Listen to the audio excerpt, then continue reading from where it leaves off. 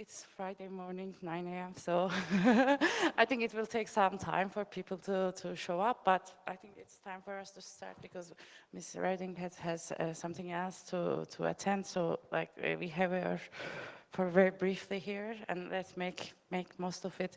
So this panel, before I start, if you have a red badge and this is live streamed, and if you want to ask a question, please go back and then so that you are out of the camera. So this panel is about TISA, Trade in Services Agreement, and probably, I mean, I'm really hoping that you're aware of TISA. If not, like just a very brief introduction, like TISA is an agreement about services, trade in services agreement. And why it's relevant to us, why it's relevant to this conference, because most of I mean, today, everything we do on the internet is about services, we receive services. So the TISA is aiming to regulate services. It's an agreement between 23 parties, including the EU as one member. And it covers 70% of the world services, world trade in services. So, and parties have been negotiating this agreement for a while. It has been, I think, 4 years. And now the negotiations are on hold, but TISA is relevant to us, especially because of the e-commerce chapter. E-commerce chapter has a provision which requires cross-border transfer of data, and the cross-border transfer of data has implications for data protection and privacy, because very existence of privacy is an non-tariff barrier. So there is a dilemma there, and we're going to discuss it. But before that, I want to introduce Ms. Viviane Reding. She's a member of the European Parliament, and she will give us a keynote about TISA and the European Parliament's position. Please, Ms. Reding. Ladies and gentlemen, I know that very few people know about TISA, the Trade in Services Agreement, although it has been under negotiation now since 2013 in order to replace GATS in the stalled WTO talks, with more than 23 countries representing 70% of world trade in services. Everybody has a stake at these negotiations. If you use your phone or your credit card while abroad, if you go online to shop or chat with your friends, if you are a client of foreign company established in your country, or if you want to work abroad, or if you are an entrepreneur. And in all these cases, you might be subject to TISA rules, so we better get it right. And that is what the European Parliament tries to do. It has taken its responsibilities on TISA 1 year ago by adopting its blue lines and its red lines by a massive vote in plenary, 532 positive votes against 131 negative. The Commission is leading the negotiation in the name of the 27 soon. The European Parliament has a final say.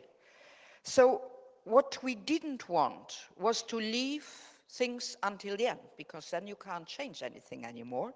We wanted to come in during the negotiations and put our red and blue lines on the table, set out clear directives about what TISA we want and what TISA we don't want.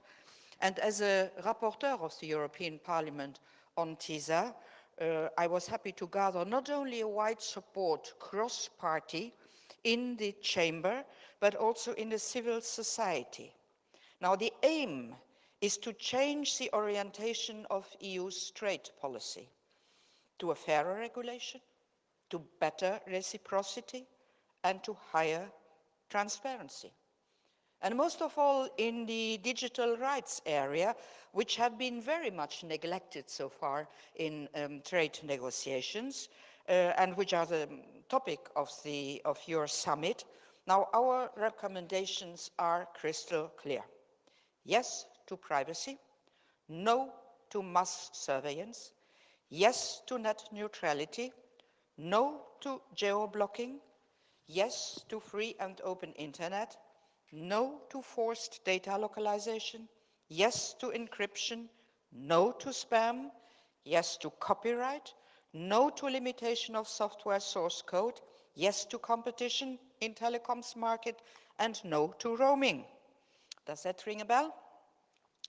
Because that's exactly what we have done at EU level during the recent years, and what we need to do now at a global level, where this has not yet been done. We have to restore the consumer's trust and to provide the legal certainty for businesses, and we must be consistent, we EU, at what we do at home and what we want to do abroad. Now, you know that we opened our telecoms market in 2009, and we recognized net neutrality in 2015. We will completely abolish roaming costs as of the 15th of June this year, and we have already decided on a groundbreaking data protection rule, one continent, one rule, which will be in application as from 2018. As a former EU commissioner, I was the one who has put all these legislations in the pipeline. And now, as a member of the European Parliament, I will see that all these legislations find themselves back in TISA, and so that we can also export them. Now, I am one of those rare persons today who think that facts and figures must prevail over fake news. And at odds with the title of this panel, I can assure you, TISA will protect the human rights within and beyond our borders, or it simply will not be, because you cannot count on the European Parliament just to put the veto if things are not what we want. So what is the situation today? You already announced it. TISA negotiations have come to a stop because of the dropping out of our American counterparts. There are not even technical meetings in this moment, so I cannot tell you what TISA will be in the end, but I can tell you what has been the progress so far, and what are the basic questions to be still addressed. So there are four. Why TISA? To shape globalization. The current legal basis, GATS, was designed in 1995 in the pre-internet era, so it needs to be upgraded. And it is better to do this while we remain world leader in services, with 1/4 of the worldwide exports. You always negotiate when you are in a position of strength, because you know we are going global and we are going digital, so there is no reverse gear here. And we have to decide, do we want to have a rules-based society out there, or the law of the jungle? European Parliament has been very clear. Rules, clear rules, data breaches, roaming fees, spams, to protect companies against unfair competition, forced data localization, foreign equity caps, and so on and so forth. We want rule on this. So how do we want these TISA negotiations to take place? Well, transparency is very important. I have asked, when I started to get the mandate of the Council, the EU schedule of commitments and the round-by-round reports. I asked them to be public. They are online now. I have created a monitoring group with the main political forces in the European Parliament, and we see the chief negotiator before each negotiation round and after each negotiation round. There has been 8 meetings so far, so the parliamentarians are clearly informed not only about the papers which are there, because they are all public, but also about what are the aims and the failures in this negotiation. Trust is a must. And what TISA do we want? Well, we simply want to export the EU rules. And there again, I am at odds with the title of the conference, because the EU-like provisions enforcing net neutrality, data privacy, encryptions, they should be beneficial for the freedom of speech, not only in Europe, but around the world. And TISA is a place where this can and should be put in writing and enforced after, because look what's going on in the world. The Great Firewall in China has been put in place since 2016, with counterterrorism law requiring ICT companies to help decrypting data on top of the many recent revelations. US Congress has passed a resolution on Tuesday to eliminate the obligation for the internet service providers to get the people's consent before they use their data. Now, we in Europe have common standards in place, and we must make sure that they are A, fully safeguarded at home, and B, also commuted into international standards. And then the fourth question, when TISA? And here I am at odds with the Commission, because the Parliament says now, without the US and without China to start with. Why should we wait? Now, the US is half out and China is half in. Should we wait for in, out, until we go on? No, we should continue to make progress with the rest of the parties, with whom, by the way, we do have a bilateral FTA or ongoing negotiations. And of course, TISA must remain open to all WTO members, including the BRICS and the Mint, where the barriers to digital trade are the highest. And of course, TISA must become a stepping stone towards multilateralization. That's the aim. But you cannot start with the aim. You have to start step by putting the main countries together and then open it in order to be multilateral. So I just ask from the Commission to restart the negotiations in full transparency, to reach an agreement in full consistency with EU law and interest prevailing. There can be no TISA without protection, and there can be no protection without TISA. And that is why we have to go ahead. How we want to go ahead, you can read it today in Politico, where I have been writing an article, an op-ed, together with Jan Philipp Albrecht, on our response to the Commission's concept paper in this matter. Because what will happen? We have now the EU-Japan negotiations, which will soon be finished. Then both at the G20 and the WTO level, we will have positions at the middle or at the end of the year, and later on TISA. So in this moment, Jan Albrecht and myself, we believe, and so it's interesting, you see, you have a Christian Democrat and a Green politician who have put their ends together in the same way, so it is really cross-party. We think that it is diplomatically unwise and legally fragile to recognize the free flow of data now at international level. We should start the other way around and focus on our red lines. Carve out for data, fully fledged carve out for data protection and the prohibition of unjustified forced data localization. So we should start from there and then only go to free flow, and not from free flow and say, but free flow has also as an addendum the protective measures.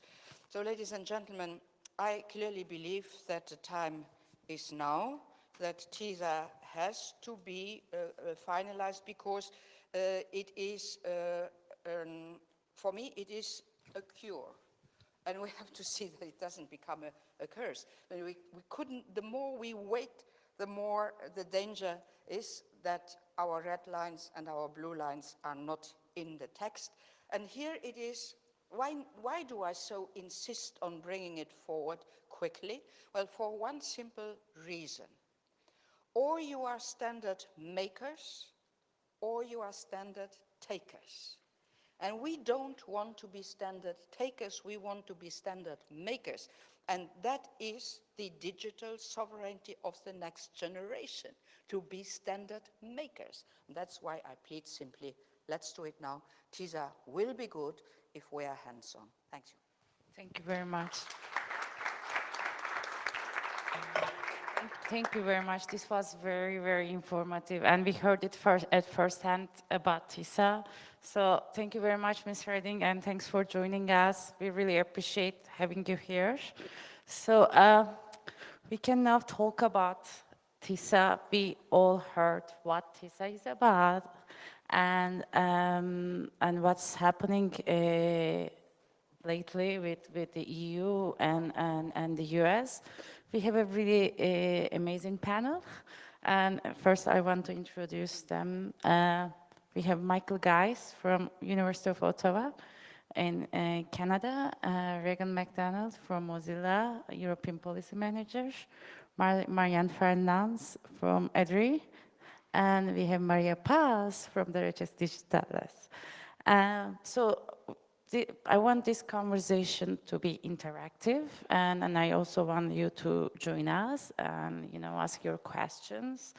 And so let's make this panel fun, because it's like the early morning on Friday after the party last night. Thanks for coming here and joining us. So TISA, and we all heard, it was very interesting for me because like she said US dropped out. I didn't know that.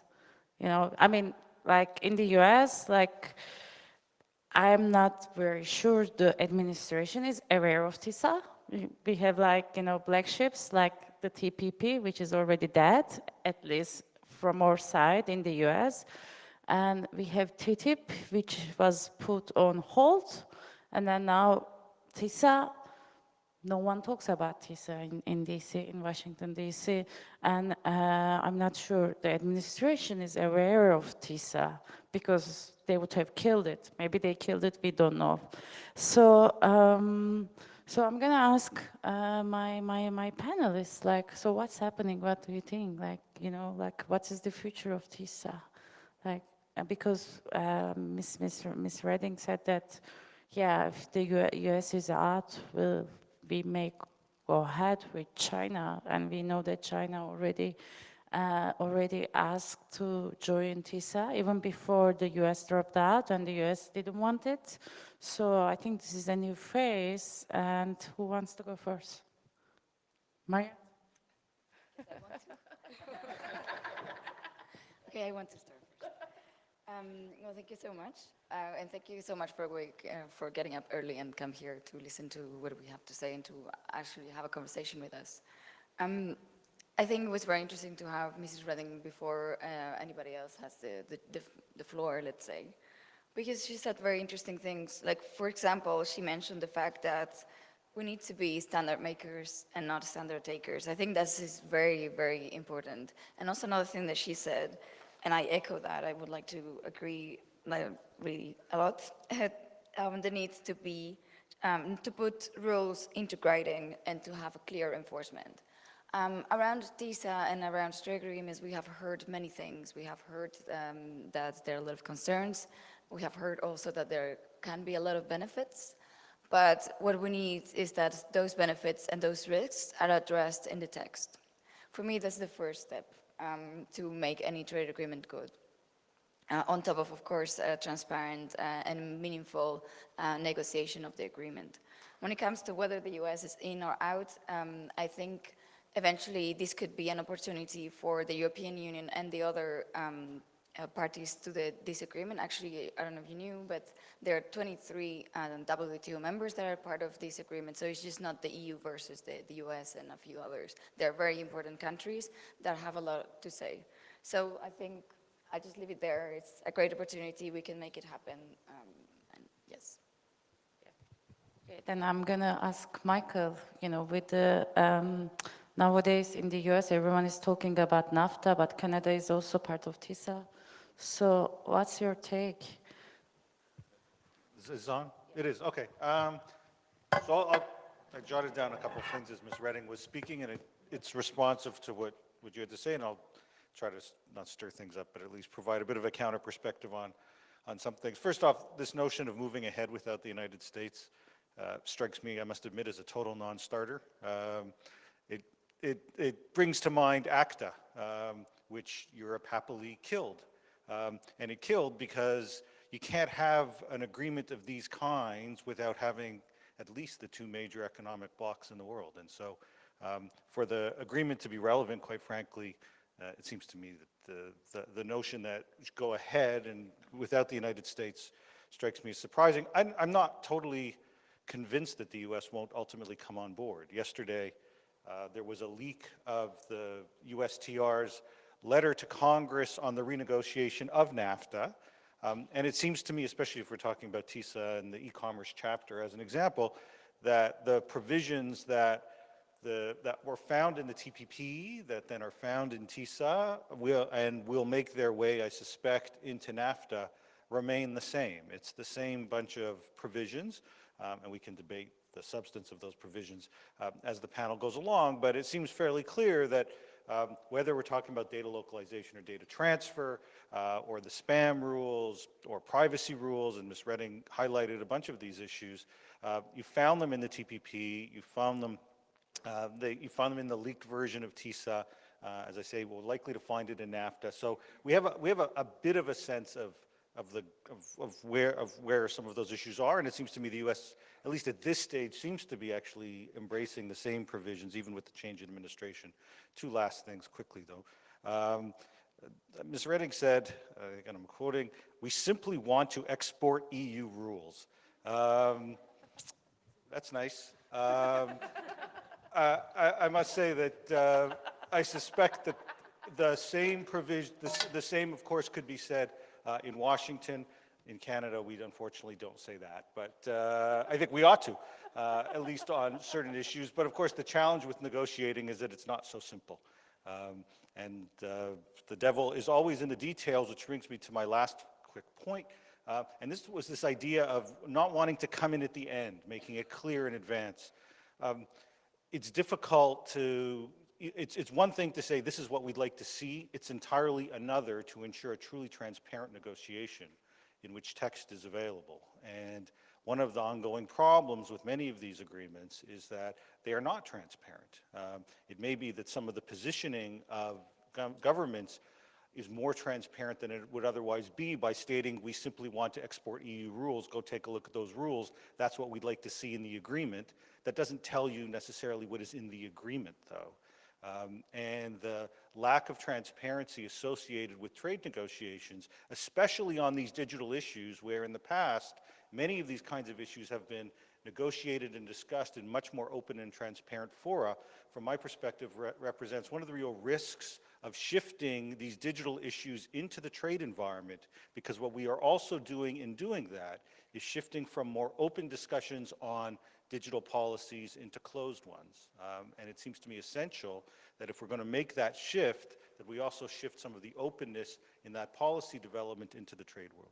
Thank you, Michael. So from Canada, I want to go to Chile and ask Maria Paz. So what's happening in Chile with TISA, the TPP, and other trade agreements? Because Chile, I think Chile is the country with the most FTAs, right? Chileans love to sign FTAs.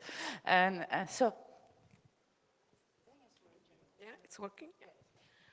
So from the Chilean perspective, we have witnesses the death of the TPP, as you were mentioning before. And recently I have a meeting with the Ministry of Foreign Affairs, but they insist that that doesn't mean that the trade negotiation will stop. At least from the perspective of our country, which is a small country in Latin America, there is, of course, a big concern that this position of the US doesn't affect the idea of that we want a world connected with the ability of having a free trade. But at the same time, I found really important and relevant that they recognize the defects of the past, and they're trying to take some measures So the future negotiation of TISA and other trade agreements that eventually will become like the heirs of the negotiation of the TPP, that's something that is also in the discussion, will take a lot of this learning process that happened with the TPP. And in that sense, even you have already addressed the point, I think the transparency issue is one of the most relevant because at least from Chilean perspective, and I think that also my colleagues from Colombia and other people from Latin America can attest, there was like a whole process of incorporate new voices in the conversation, even if we don't have like the power to decide and make it binding what we discuss with our government. At least now we have made like some room in the next room of the negotiation to talk about putting human rights in the center of the discussion and not just economic and trade consideration, which is what we think that it's relevant because at the end, through this e-commerce provision, to all the things related with data protection, we are acquiring, as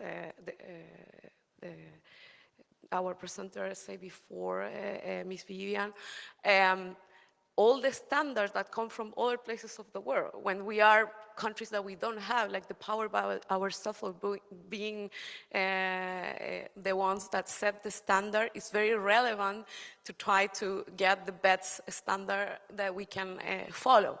And in that sense, it's really relevant that all these provisions that are intended to protect and foster commerce and economic interchange between nations have into consideration standards that are proper for protecting the human rights in places like our region, in which we don't have, even in many places, local regulation that protect those topics. So in some way, the obligation that we take through this agreement will shape what will be our future regulation in these topics, and that's really important for us. Thank you, Maria Paz. So in trade agreements, we have standard makers, standard takers, and there are also standard pushers. And, and the industry, the businesses are the one of the standard pushers. And so, although Mozilla is on the good side of the discussion, and most of the time we have the same positions, especially when it comes to transparency and openness, but as part of the industry and representing the business interests, how do you see TISA and the future of TISA? So I was also really struck by the standard makers and not standard takers. I think that really, for me, when Redding said that, summarizes a lot of the underlying tensions behind not only TISA, but this new kind of evolution, a new generation of trade agreements. Because let's be honest, this isn't the trade that we think when we say international trade agreements or free trade agreements. We're not negotiating the price of tariffs when you import bananas. This is something completely different, and it extends way beyond tariff costs and prices when importing and exporting goods. So this is a little bit of uncharted territory, and it's also a bit of a scope creep and mission creep.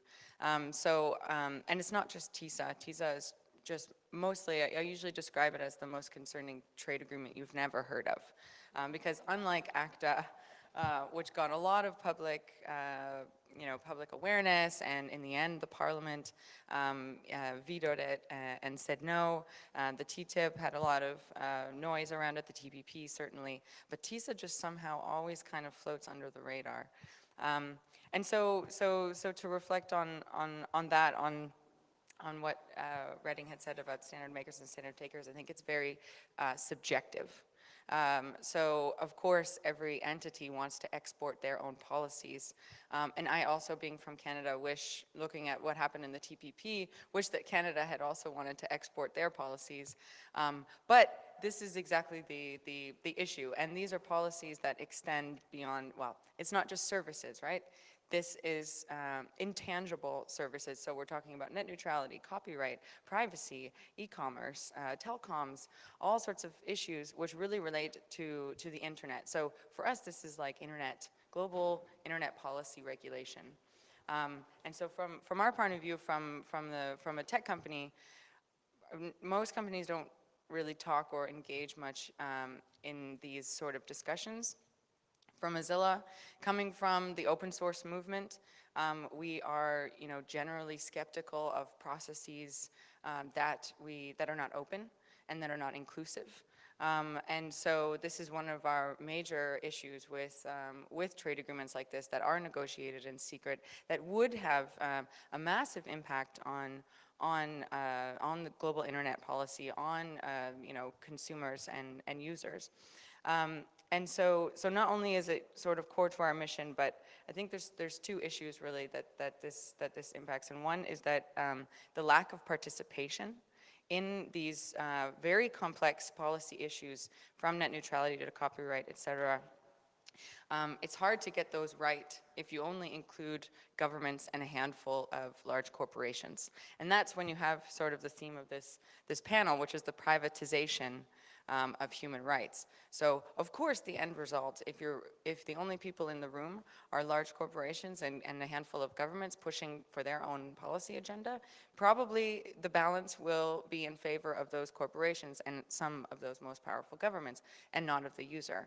And so we see that as sort of a missed opportunity to actually get it right and to work out these issues in the open. And the second thing is that they wouldn't get it right, but also that, legitimacy. So it's about trust.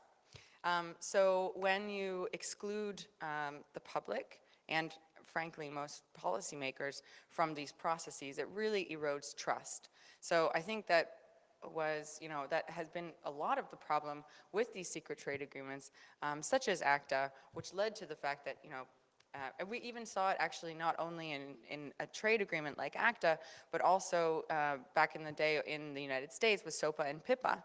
There was intellectual property enforcement regulation that was thought up in a closed room without the involvement of other stakeholders. And guess what? People got really angry because the legislation was only in favor of one sector of industry, major rights holders, and it would have impacted the internet in negative ways. And so we just don't see that as a way to build trust or legitimacy. And there's a lot of value that different stakeholders can bring to these agreements. And one last thing, these agreements are also not really secret. They're just secret from the public and a lot of policymakers. And I think that's a really important issue. And for us, that makes us more skeptical of the process. Because if all of these many corporations are deeply involved in this, many governments are deeply involved, but unelected officials are not, then and we've seen in leaks of TISA and in previous trade agreements, the result will not be good for the health of the web ecosystem, or for individuals, or for other companies, for competing or smaller companies building open source software, for instance. Yeah, thank you, Regan. Just to add what you said about the corporations having access to text, I like to share what the system, some highlights from the system in the U.S. In the U.S., United States Trade Representative is responsible for negotiating the trade agreements, and the USTR has 600 corporate lobbyists. Like these lobbyists, they have different commissions, and these lobbyists have access to the tax, and they can share their commands, edits, proposals with the negotiators. So when the tax is secret, and then when you start negotiating a tax with the US, you sign as a confidentiality agreement. But in the meantime, those corporate advisors, cleared advisors, they can see the tax, and they can command, and they can make proposals. Even like a couple of years ago, there were like emails released because people filed FOIA requests for the emails of USTR, and you can see that the USTR negotiators were like coordinating with the industry representatives, the so-called corporate advisors, and they were like, okay, I'll take the tax and let's meet at this coffee shop and we'll go through the provisions. So as Regan said, the text is secret for some of us.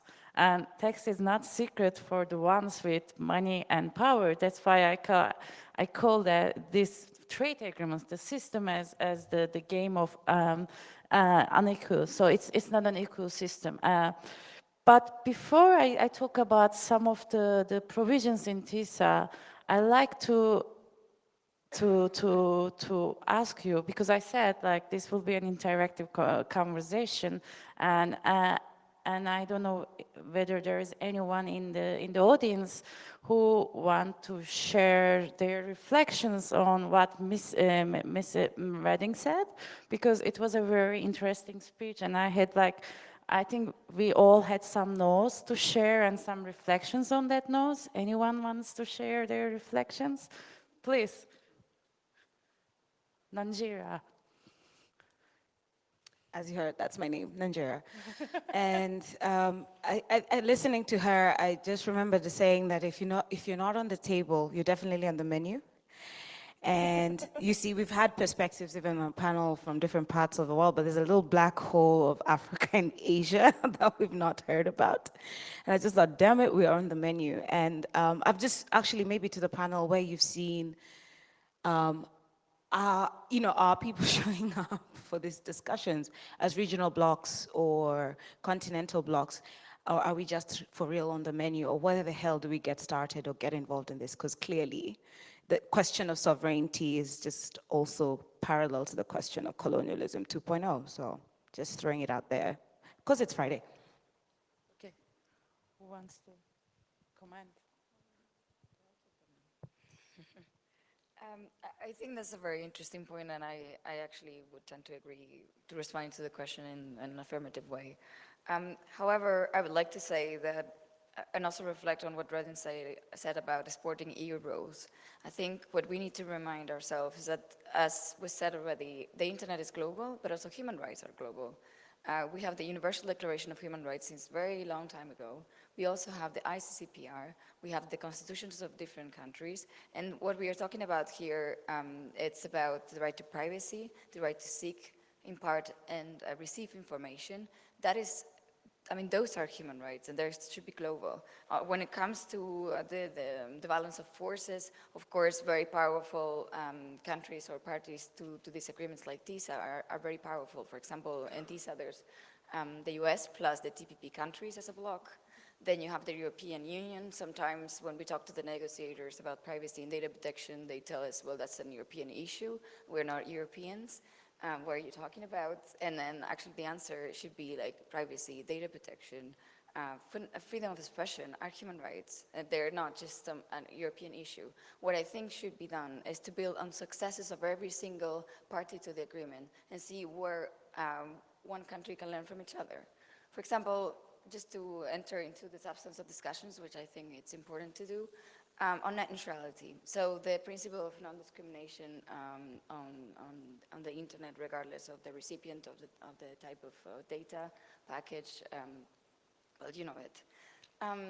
In the agreement, the European Union, for example, had proposed, and I know this, or we know this because of leaks and not because we had access to the original text, proposed some wording that would actually promote this good principle and allow these countries that do not have it or are not prepared yet to have it because they don't have the infrastructure yet, to build on it. And however, what really struck me there is, for example, that the United States, that also has net neutrality rules, or had to be seen, oppose this. Like in the leaks, you can see US oppose this. To me, this is not accountable, and that's why what Regan said is very important, because that way first of all, you erode trust. You cannot hold your government accountable. What happens here, and I would like to know if it happens in other areas of the world, is that when you talk about leaks, like, oh, I cannot, to an official, they say, I cannot comment on leaks. It's like, okay, well, that's interesting. So, yeah, I don't know if it's response to your question. I think there should be more transparency in the way that I don't think that the powerful countries should teach others or patronize others or just colonize them again or find new colonies. Actually, free trade is supposed to be like in a frame of openness, and not only on the internet, but on many other issues. It's about liberalization of markets. It's about having market access. It's about competition. And competition and access and liberalization are good not only for human rights, but also for the economy and for growth and for jobs, which is like a mantra in free trade agreements. Yes, just a couple. I think it's a great point. I think it's. I don't think we can group Asia and Africa together in this context, though. No, and so in the African context, I mean, it seems pretty clear it's a standard taker as part of these agreements. At least that's the way it is right now, and that's how many of the parties who are negotiating and envision it. And I mean that there isn't any sugarcoating that. Asia's, I think, is different, and it's, I think, it's an interesting place to look, in part because you've got some countries that are obviously very high at one end of the curve in terms of services and the digital economy, and you've got others that are still moving along that curve. And so Japan, for example, is a driver on some of these kinds of provisions. The source code provision, if I'm not mistaken, originates out of Japan. And so Japan's been pushing for this, but we can look again, and it's not that the TPP tells us everything, but TPP ECOM chapter and the TISA chapter, largely the same. And so the fact that you had countries like Malaysia and Vietnam on side with the TPP suggests that they would be on side with these same provisions, which I think actually highlights an important point for those kinds of countries. I was in Vietnam this summer and met with the negotiator of the ECOM chapter. And when I raised some of the concerns associated with the chapter, I was frankly greeted with a bit of the shrug of the shoulders. And the reason for that was, well, what we really want is market access to the United States. And we've got agricultural products we want to sell, we've got other kinds of products we want to sell. And if that means putting into place provisions around data localization or intellectual property rules that we may or may not enforce all that strongly anyway, but at this point in time doesn't feel as relevant as the ability to sort of move our economy forward in some other areas, that's a price that we think is worth paying. And that dynamic and that thought, which I think gets replicated in many, many countries right now, and why I think trade is a highly problematic place to be negotiating some of these things, is that the trade-off from the perspective of countries who may not be as focused on services right now is that we're quite happy to make that trade, but what you're trading in many ways is the ability to be a standard maker to become a standard taker on all of these issues. And so it becomes the US, the EU, and Japan that set these standards, and everyone else says, well, we'll make the trade of giving up the ability to help really set those standards in return for better market access. Okay. One more question. Following up on this precise question, I'm curious about the new global configurations. And with Brexit, I guess that the UK will take a very aggressive position as well. And God knows if they will go alone with Commonwealth or side with the US. But I would like to know your impressions on Latin America as well, which was like resisting these very damaging policies on the public interest on medicines and so on. Now it's gone, right? So I'm curious how the last years and the upcoming political struggles will reconfigure the blocks. And the second follow-up question is whether we could, I don't know, which movements, apart from the digital rights that is tiny, do you see the best alliances for us to look after? Yeah, okay, so I wanna add one more question to that. Do you think China is replacing the US in free trade environment? So because like now, like everyone is like, proposing China as an alternative to the US. Like we have the same discussion in the TPP. If US is out, we have China. And it's same thing in TISA now. US is out, okay, we'll go to China. So in terms of changing the global dynamics, especially in trade, what's your take, or at least what's your prediction? Michael. Okay. All right, so there's a lot there. I'm anxious to hear everybody on the panel's view on some of these questions. There was a couple questions there that I think are relevant. One is the changing dynamics in terms of who may align with whom, I think that there's still a whole lot of uncertainty. Part of it, and it was highlighted earlier, is there is still, of course, uncertainty with the United States in terms of where it lands. But certainly for my own country, and I would imagine for Mexico as well, the NAFTA renegotiation, which is going to happen, which will, I think, next week will be triggered, moves to the very top of the list ahead of anything. It's that agreement for our respective economies is by far the most important agreement that we have, and the U.S. will use that, I would imagine, to then leverage to try to set the standard that it wants to see, and as it moves towards more and more bilaterals, use what it established within NAFTA as part of, as it says, we want to renegotiate with Chile, or we want to renegotiate with Peru, or we want to start negotiating with some of the other countries that are out there. So I think for everyone, NAFTA, this NAFTA renegotiation, you need to pay close attention to it, not because you need to necessarily care what the Canadian trade agreements look like, but because you do need to care what U.S. trade agreements look like, and this agreement, when you see what the U.S. is demanding of Canada and Mexico as a start, that is just a start. And so I think it moves elsewhere. Yeah, I have an additional note for NAFTA renegotiation. The USTR, the new USTR, he's not appointed yet, but the candidate for the United States Trade Representative, he said that they should have a chapter on digital trade in NAFTA. So this is the reality. And I want to ask a follow-up question. So, like, now everyone is talking about the fourth industrial revolution, which the data is the core of this industrial revolution. So is this a new form of digital colonialism? Yeah, I think definitely. I mean, when we are talking about standard takers, we are talking about a new colonialism form. The thing is that we also need to be pragmatic about, and the reality is that many countries in the world, we are not in the position to change that. We don't have like the political power, or even if we ally together, we are not strong enough for being a counterbalance force.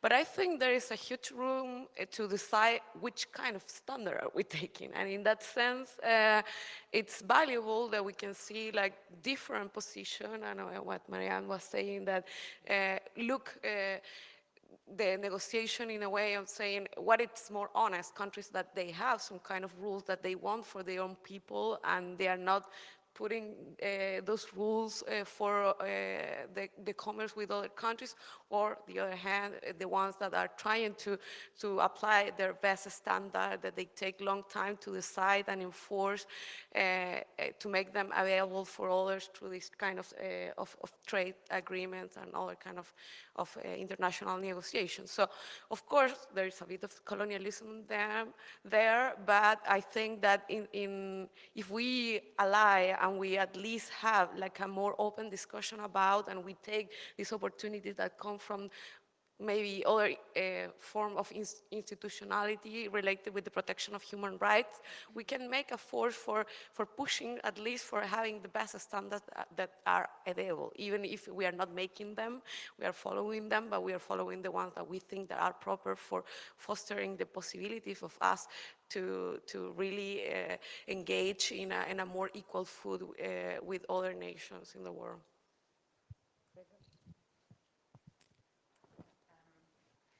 So I think in terms of allies, having been very involved in the fight against ACTA, I think we're very successful in bringing together all of the different voices concerned. Like, because these trade agreements are so expansive, and especially TISA, there is a big impact on medicines, on the environment, on consumers, not only on the internet policy, but even other companies would be interested in joining. So, but I know that's actually very difficult to do. But I think that that's definitely worth trying to bridge those gaps and build those relationships and understand what are the common issues that matter to us that we want to advance or to stop. And so that could be a compelling way to bring those voices together. But just to respond to some of the issues about the dynamics, the way this new generation of trade agreements is so interesting because, and concerning actually, because it is really kind of a battle for spheres of influence and policies. So it's hard to understand what exactly will happen now with the US taking basically a U-turn on what was quite an aggressive economic foreign policy, basically. So they were really the driving force behind, I think, this new generation with Japan and others, with this new form of trade agreement of negotiating things that were traditionally up to, democratic societies to figure out on consumer rights or intellectual property, et cetera, et cetera. And so they were really the driving force behind this, and they were really the driving exporter. They were the maker. And so now it's really interesting to see with the new administration, and actually it's spreading here too, as like a general push and skepticism against globalization. And so people are becoming skeptical of trade agreements, of bilateral, multilateral negotiations with countries that may not actually be exactly the problem, because there are a number of different problems that are changing the economies, but anyway, there's a push against this. So I think that will cause quite a dynamic shift, and indeed people are, especially in the Pacific, moving towards China as an influencer, and it's problematic when the United States is exporting their policy agenda, but I don't know what the global economy will look like when China exports its internal policies. So it's kind of like a lose-lose situation in a lot of ways, but which is why it's so important to ensure that these processes become more open and inclusive, in order to not just leave it to whoever the dominant country or policy of the day is to take over the global internet regulation. Thanks. I just want to say one thing about allies, just picking up on that point earlier, and that it seems to me there are two kinds of allies. There are subject matter allies, and then there are what I might describe as information allies. And you've highlighted, I think, some of the subject matter allies, although I'd note that I think the ISDS is the link for many of these issues for many groups. So whether you're concerned about labor or about human rights related issues or about the environment or about digital rights, the prospect of losing the ability to make your own choices and see it, in a sense, turned over to an investor-state dispute settlement process, as we just saw actually in Canada, with respect to Eli Lilly and patent law, is one thing that brings all of this together. But also, and in many ways, just as important, are information allies, because the information asymmetry that was highlighted earlier, where you've got hundreds of insiders who gain access and then everyone else, means that the everyone else has to find ways, has to be allied in trying to gain and share what information they have. I was in a meeting yesterday where there was discussions between various groups, and they talked about Europe somehow being the source of a lot of leaks when this stuff takes place. And my sense was that isn't always the case. Information sources, let's say in TPP, can come from Australia or New Zealand, or it can come from Canada perhaps, or from the United States. I mean, it can come from many different places. And so the need for groups across the spectrum of issues, and particularly across the geographic spectrum, to begin talking and coordinating with one another is absolutely essential, because we also not only have to be subject matter allies on the substance, but we've got to be information allies in terms of ensuring that everybody has as much information about what's actually taking place behind closed doors as possible. I have to make a comment here. I think in the TPP, we managed that. Like now, like the common, like there's a misconception about the TPP. People really believe that Trump killed the TPP. Yeah, I mean, maybe he did it. Like it's how it's reflected. But there was this huge movement behind that move, because he had to do it. He didn't have any other chance. Like people, like we work. All of these people, not you, Mariam, but we worked on the TPP together, and for like last 5 years, and there was a huge coalition, and there was so much like So we made so much noise, and there was so much like understanding and knowledge and information and resistance in all the TPP countries. So when Trump took the office, he had to kill the TPP because that's what American people asked, and he had to do that.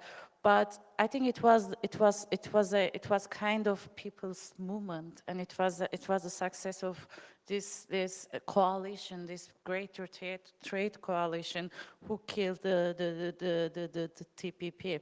So okay, question, yeah. My name is Raul Plummer from the Open Knowledge Finland, and I was wondering, what do you think, maybe all of you could answer this, what do you think is the main reason that TISA has gone under radar compared to ACTA and TPP and so on? Do you know any sort of reasons for that? Honestly, that was going to be a question that I was going to ask. Because I don't really know. Maybe it's because it's about services, which sounds really innocuous, and it sounds like it's a good thing, but it doesn't really explain quite what it is and what exactly they're negotiating. I was looking at the WTO sites and the explainers on TISA, exactly trying to figure out this question, and on the European Commission. You know, they want to take a very transparent and inclusive approach to these trade agreements, so they have these, policy explainers, and they explain with very broad strokes what it is, what they're doing. At least they list the countries and where and when they meet. But it just, I actually don't really have an answer, but it's something that I've been thinking about, and before I worked at Mozilla, I worked in civil society on trade agreements at Access Now, and this was one of our major areas, and still is for them, one of the areas of work. And this is exactly the same kind of question. We would think of how to actually mobilize people and to get them excited in the same way that they got excited and aware and mobilized, and people moved into the streets about ACTA. People with like baby carriages and like everyone, like there was just people all over the place. And so after that, we never really recreated the same issue. We never really managed, or I don't know how, it just never organically created that type of like public awareness and public mobilization against this trade agreement, even though ACTA is actually one little tiny sliver of what is now included in TISA, which is now like it's like a multi-headed monster, which at the time we thought that it was a zombie and that we cut the head off and it was like, yay, and we were all excited, but then we actually realized it was a big monster and we only cut off one of the little heads. But actually there's a whole bunch of heads left, so maybe someone has an answer. I'll real quick, and then I'll pass it over, because it's actually off of your panel earlier this week. On Wednesday, I walked out of it, and it was on trade and privacy, and someone came up to me and said, "You do trade?" And I said, "Well, I do intellectual property, and I do privacy, and so that means by definition, I do trade." There are 1,600 people here at this conference who do trade, not 1,600 people in the room. And it's actually pretty tough to get people out to some of these trade panels. And so if we ask the question, why isn't the general public engaged in this issue? I would actually start even more. Why isn't this community more engaged in this issue, recognizing the human rights issues that can pack a room, that the privacy issues that can pack a room, somehow you put trade in it, and it's very tough to get people to recognize that the decisions they think they're making in that other panel are actually happening in here. Yeah, I think there are several factors on top of what the other panelists have said. I would add, I think the main one for civil society is funding. I don't think funders are thinking about TISA, for example. This is a topic that is not often discussed, but I think that's important because they only focus on the mainstream ones. Another aspect, and that's more on the substance, TISA does not have an IP chapter, and TISA does not have an ISDS, or at least the leaks do not show that they have an ISDS, or investor to state dispute settlement, which was like the big source of outcry in civil society across the globe. So I think this is one of the reasons. The other reasons, I think, it's because there's so many. I mean, we're here just talking about TISA. At the same time, we have the EU-Japan, we have EU-Mercosur, we have EU-Mexico, we have many different, and I'm just talking from the EU perspective, we have many bilateral and multilateral trade agreements. So and then it seems that the same issues come up again and again. So sometimes I just wish that, we had a meeting with all of the negotiators of all of the trade agreements for example, inside of the European Commission, and the same goes for other countries and the bodies negotiating these agreements, and say, like, this is what we want. Just copy-paste everything that we say in different trade agreements, because it's the same. We can manage to have good provisions, I don't know, for example, in CETA, the EU-Canada trade agreement, and then we need to go with the same fight with TISA, and then with TTIP, and then with EU-Japan, and so on.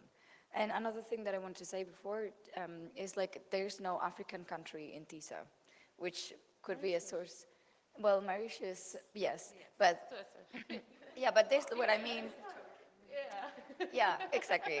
So what I mean is that there's not a meaningful representation. And what is interesting about TISA is that it was intended to replace the GATS, so the General Agreement on Trade and Services under the WTO, and that encompasses a lot of countries, many more countries, including African countries, of course. And that means, and that goes back to what Redin said in the beginning, do we want to be standard takers or standard makers? And what Burcu said, who are the pushers for which standards? Maria Paz? I think you covered pretty much everything about what can be our guess about why TISA haven't been so well known for the public in general. I will just add that it's also a matter of the process of the maturity, because TISA have been being negotiated, but it's not in the stage in which it will be near to become really something signed. So probably it's also a thing of momentum, as the TPP was acquiring momentum when it was like closer to be something that could be signed by the parties. Probably it's something that TISA could happen if continue to be negotiated, and we start to see like more reaction from the different parties involved on them. And the other thing is that it's also, as you say, that the provisions are pretty similar to what we found in TPP.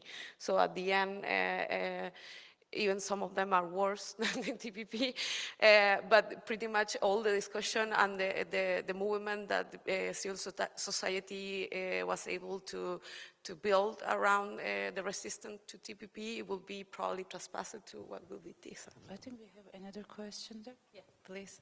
Hi. I have a couple of questions. First, about some of the provisions in the TPP. And one of the provisions is regarding source code, the non-disclosure of source code. And the second provision is the acquisition of proprietary software in the, I don't know if it's the e-commerce chapter or the government procurement chapter or the IP chapter, but there was a provision forcing governments to only acquire proprietary source code for at the national level, not the regional level. And the second question is, and I would like to have the views of the panel on these two provisions, especially from the open source community.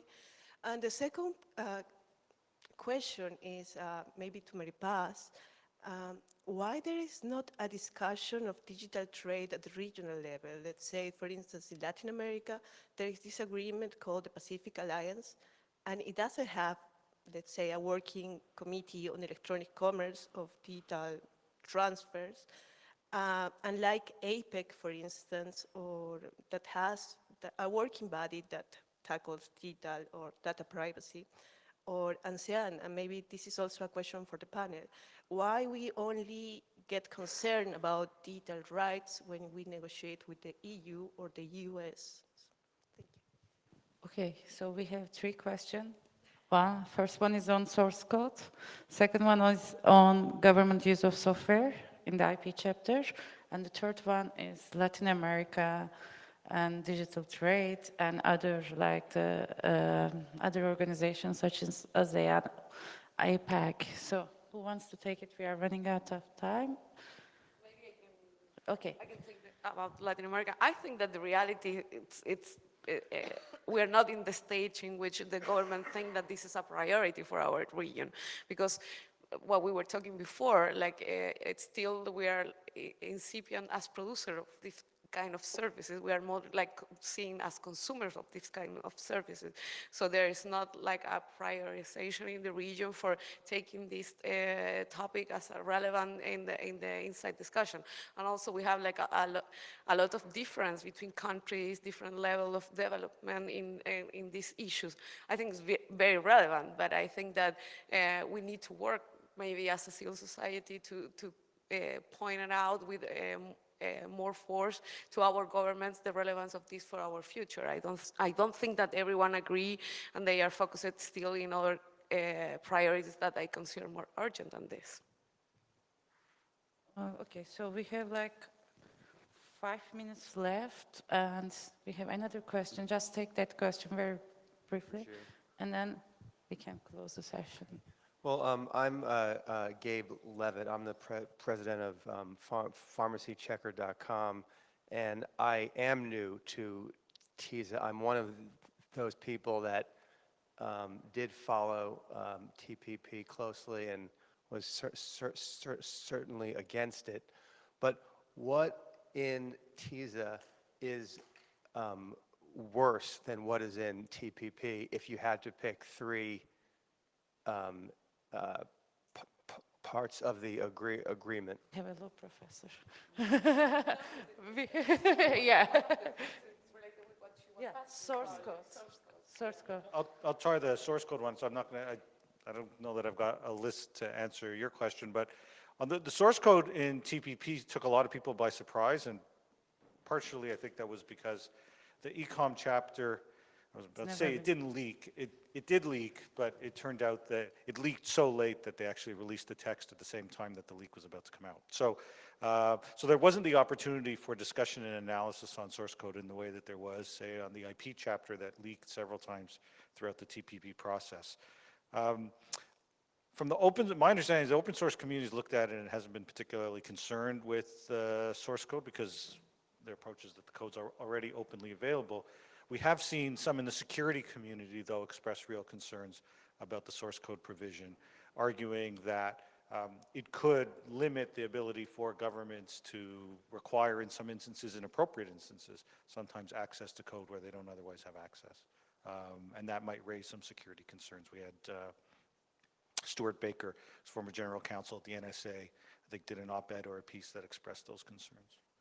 Okay, so we are running out of time. So I'm gonna ask you for your last words, like last sentence, very briefly. And then we have another session on trade, like it's at 12, right?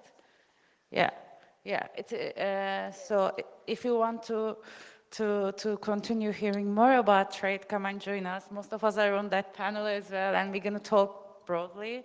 And we're going to talk about the WTO process, which we haven't talked here. So your last sentences. I think my last sentence is that we need to keep pushing for having more opportunity to know about this kind of agreement and trying to make aware the public in general that this is not just about commerce, that this is the way in which we are setting the rules that we will be forced as a country to follow when we decide our own regulation for very important topic that involve the exercise of human rights for the next 200 years, I don't know. So I think that it's really relevant that we grow awareness about that. Well, I need to say something that is philosophical, I guess, to conclude. But actually, what I want to say is that TISA is part of a broader discussion. It does not end, I mean, these issues are not going to end if TISA eventually dies. Another thing is that, as I said before, the internet is global and human rights are global, they're universal. And this needs to be reflected in trade agreements, in every piece of legislation, and every policy that is conducted around the world, not only on the EU, US, around the world, really. So this is like the main message I want to. Okay, just quickly to answer to the gentleman who asked the question, I will just say the issues and not get into them because that's a whole other panel. But I think the three top issues, yeah, all of the three panels. So there's provisions on net neutrality, data flows, which could mean everything from data localization to data protection. So that's very concerning from a privacy and data protection point of view, and then intermediary liability. So the TISA negotiators were very clever, as Marianne pointed out, in not putting an IP chapter or not putting copyright regulation, but there's intermediary liability provisions in there that could be problematic, pushing companies to take on privatized enforcement for, guess what? Copyright.